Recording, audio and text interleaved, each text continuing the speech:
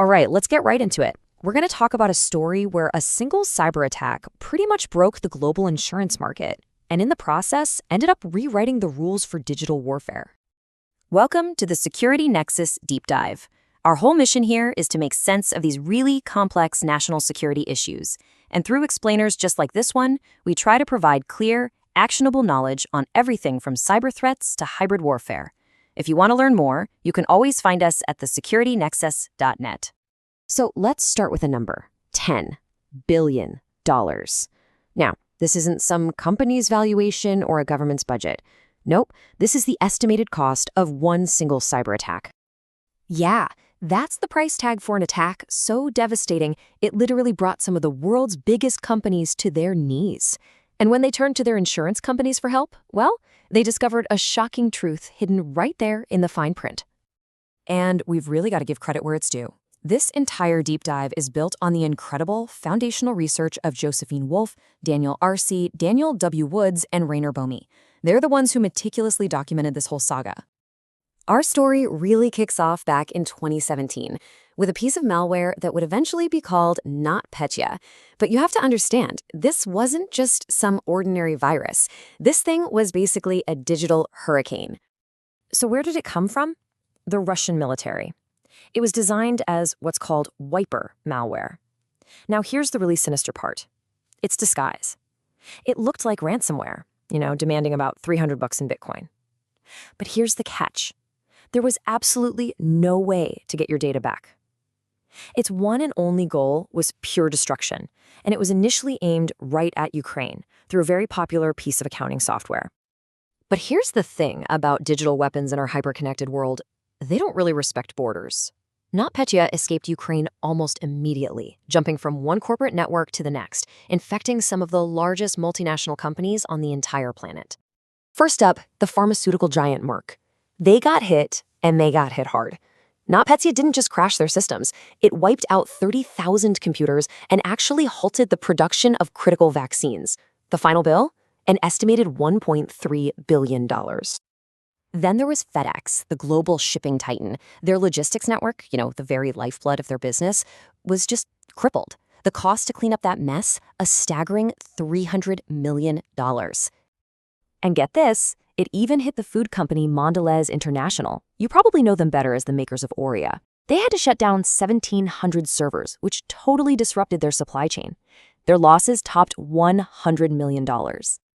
I mean, the scale was just unprecedented. It was so bad that months later, the White House officially came out and called NotPetya the most destructive and costly cyber attack in history.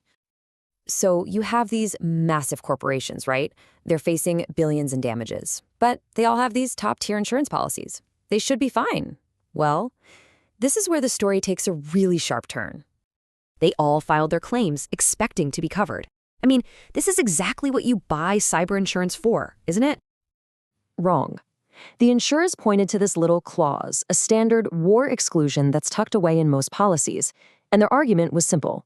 Since governments had officially blamed the Russian military for NotPetya, it was a hostile or warlike action, and therefore not covered. Now, what's fascinating here is the history behind this clause.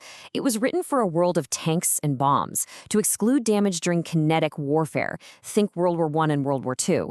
It was never, ever intended for bits and bytes. But here they were, applying a century-old rule to a brand new battlefield.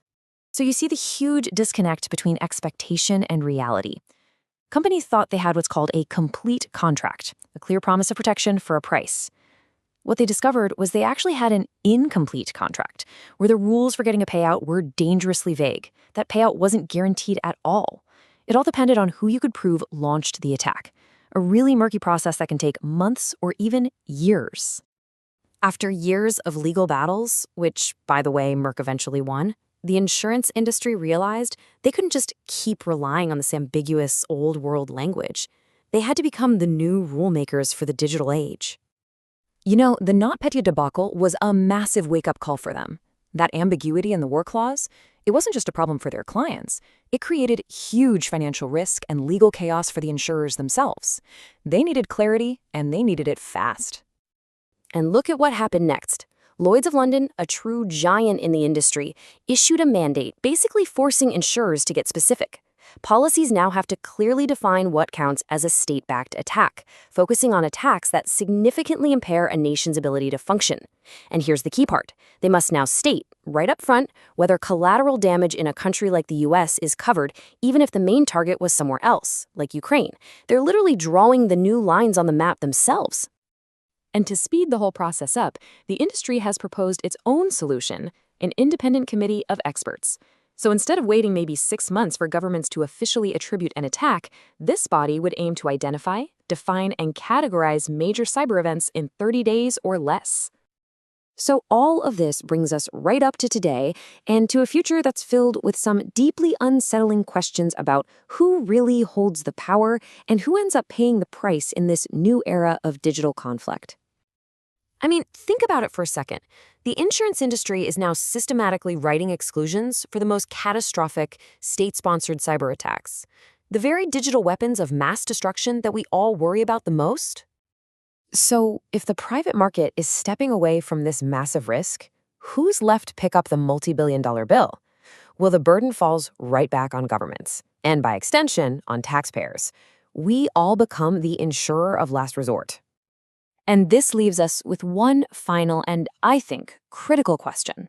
While our governments are often stuck in slow-moving talks, are private insurance companies, driven by pure financial necessity, now defining the boundaries of what states can and can't do in cyberspace? And are they doing it faster and with more immediate impact than anybody else?